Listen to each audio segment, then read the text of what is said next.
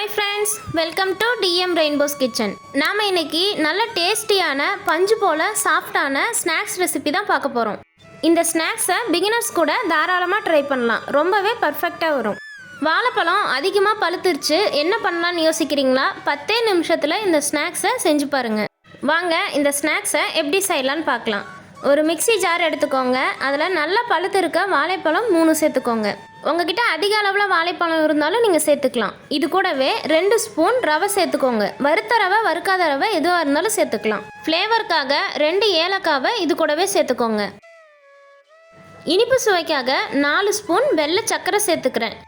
வெள்ளை சர்க்கரைக்கு பதிலாக நாட்டு சர்க்கரை, பனங்கருப்பட்டி, நார்மலாக வெல்லம் கூட நீங்கள் சேர்த்துக்கலாம். வெல்லம் சேர்க்கும்போது நல்லா துருவிட்டு சேர்த்துக்கோங்க. இது கூடவே 1/4 ஸ்பூன் பேக்கிங் சோடா சேர்த்துக்கோங்க. நம்ம நார்மலாக இட்லிக்கெல்லாம் சேர்த்துப்போம்ல, அந்த ஆப்ப சோடா 1/4 ஸ்பூன் சேர்த்துக்கோங்க. அப்போ தான் ஸ்நாக்ஸ் நல்லா சாஃப்டாக கிடைக்கும். இந்த பனானா மிக்சரை ஒரு பாத்திரத்தில் மாற்றி எடுத்து வச்சுக்கோங்க. இந்த மிக்சர் கூட தேவையான அளவு மாவு சேர்த்துக்கலாம். 1/4 கப் கோதுமை மாவு சேர்த்துக்கிறேன். கோதுமை மாவுக்கு பதிலாக மைதா மாவு, சிறுதானிய மாவு கூட நீங்கள் சேர்த்துக்கலாம். டேஸ்ட்டுக்காக ஒரு பிஞ்ச் மட்டும் உப்பு சேர்த்துக்கோங்க.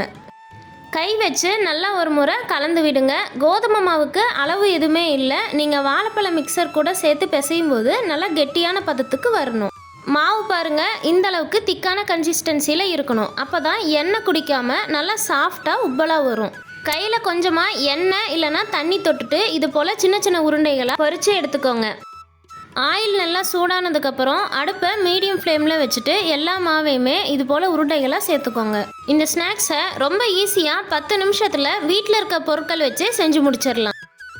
மாவு உருண்டைகளை சேர்த்துட்டு 30 செகண்ட் கழித்து ஒரு கம்பி இல்லைன்னா கரண்டியில் 2 பக்கமும் நல்லா திருப்பி விட்டு உருண்டைகள் நல்லா வெந்து வர வரைக்கும் பொரிச்சு எடுத்துக்கோங்க.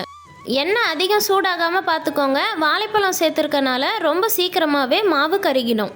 இந்தளவுக்கு நல்லா கோல்டன் ப்ரௌன் கலர் ஆனதுக்கப்புறம் எண்ணெயிலிருந்து வடிச்சிட்டு நார்மலாக பேப்பர் இல்லைன்னா டிஷ்யூ பேப்பருக்கு மாற்றிடுங்க. எக்ஸஸாக இருக்க எண்ணெயை உறிஞ்சிடும். அவ்வளோதான், நல்லா டேஸ்டியான பஞ்சு போல் சாஃப்டாக பனானா ஸ்வீட் பால் ரெடி ஆயிடுச்சு. நல்ல கோல்டன் கலரில் பார்க்குறதுக்கு ரொம்பவே சூப்பராக இருக்கும். குழந்தைங்களுக்கு கொடுத்து பாருங்கள், ரொம்பவே லைக் பண்ணி சாப்பிடுவாங்க. இந்த வீடியோ உங்களுக்கு பிடிச்சிருந்ததுன்னா லைக் பண்ணுங்கள், ஷேர் பண்ணுங்கள். மறக்காமல் DM ரெயின்போஸ் கிச்சனை சப்ஸ்கிரைப் பண்ணிக்கோங்க. மறுபடியும் ஒரு சூப்பரான ரெசிபியோட பார்க்கலாம். தேங்க்யூ.